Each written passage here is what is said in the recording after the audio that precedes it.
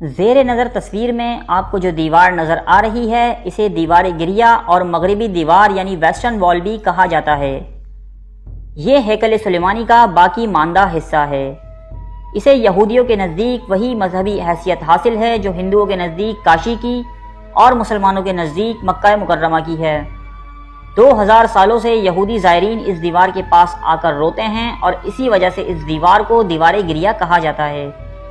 اب اس بات پر روشنی ڈالتے ہیں کہ آخر یہودی یہاں آ کر کیوں روتے ہیں۔ تو دوستو، اس بات کو جاننے کے لیے ہمیں تاریخ کے کچھ گزرے ہوئے صفحات کو پلٹنا ہوگا، جسے یہودیوں کی تاریخ کا سب سے اہم حصہ بھی کہا جا سکتا ہے۔ ہیکل سلیمانی کی تعمیر سے پہلے یہودیوں کے ہاں کسی باقاعدہ ہیکل یا تعمیر کا تصور یا وجود نہیں تھا۔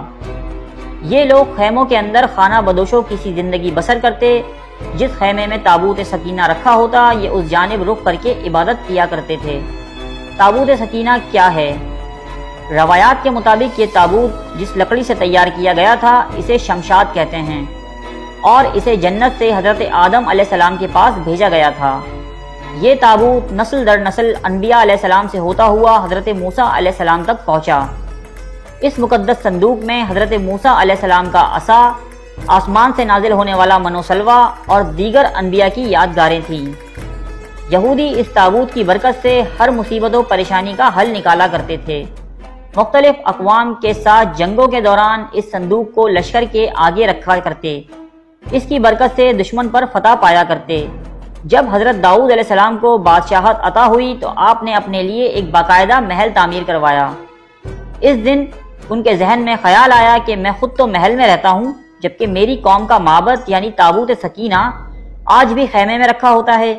چنانچہ آپ نے ہیکل کی تعمیر کا ارادہ کیا اور اس کا ذمہ اپنے بیٹے حضرت سلیمان علیہ السلام کو دیا۔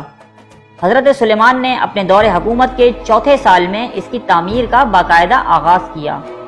روایات کے مطابق اس کی تعمیر میں جنات و انسان دونوں نے حصہ لیا تھا۔ یہ ہیکل یا مسجد بہت عالیشان اور وسیع و عریض تھی۔ اس میں تابوت سکینہ رکھا گیا تھا۔ اس حصے میں کسی کو بھی داخل ہونے کی اجازت نہیں تھی سوائے سب سے بڑے عالم پیش امام کے۔ وقت گزرتا رہا، اس دوران بنی اسرائیل میں پیغمبر معبوث ہوتے رہے۔ یہ قوم بد سے بدتر ہوتی رہی۔ یہ کسی بھی طرح اپنے گناہوں سے توبہ طائب ہونے یا ان کو ترک کرنے کے لیے تیار نہیں تھے۔ تب اللہ نے ان پر لعنت کر دی۔ 586 قبل مسیح میں بخت نصر، جسے بائبل میں نبوکت نصر کہا گیا ہے، جو کہ بابل موجودہ عراق کا بادشاہ تھا، نے ان کے ملک پر حملہ کیا۔ ہیکل میں سے تابوت سکینہ نکالا اور یہودیوں کو حکم دیا کہ اس مقدس ہیکل کو خود اپنے ہاتھوں سے گرائیں۔ 6 لاکھ کے قریب یہودیوں کو قتل کیا۔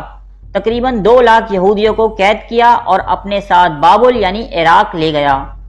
شہر سے باہر یہودی غلاموں کی ایک بستی تعمیر کی جس کا نام تل ابیب رکھا گیا۔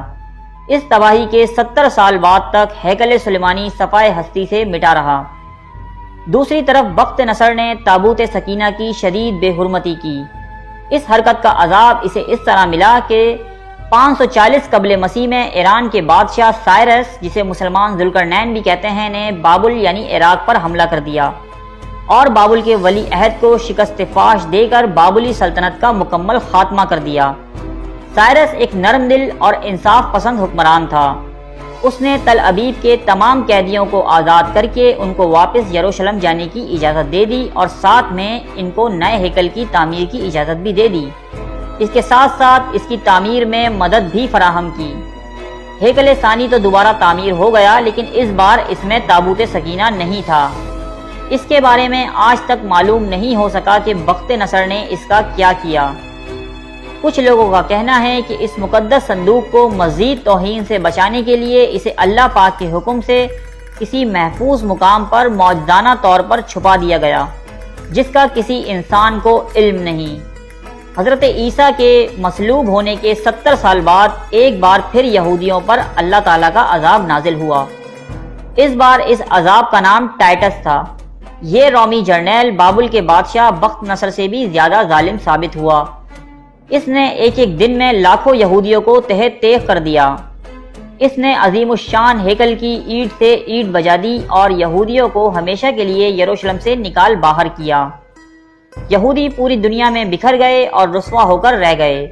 کم و بیش 1800-1900 سال تک بھٹکنے کے بعد برطانیہ نے جب فلسطین پہ قبضہ کیا تو ساتھ ہی اسرائیل کی ریاست کو فلسطین میں جنم دیا، اور یوں صدیوں سے دھکے کھانے والی لعنت زدہ قوم کو ایک بار پھر اس ملک اسرائیل میں اکٹھے ہونے کی اجازت مل گئی۔ اس واقعے کے ہزاروں سال بعد تک یہودی اس واقعے کو بھولے نہیں۔ اسرائیل کے دارالحکومت کا نام تل ابیب ہے، جی ہاں وہی بستی جسے بخت نصر نے بنی اسرائیل کے قیدیوں سے آباد کیا تھا، اور وہ آج تک بخت نصر کے ہاتھوں ہیکل سلیمانی کی تباہی کو یاد کر کر کے روتے ہیں۔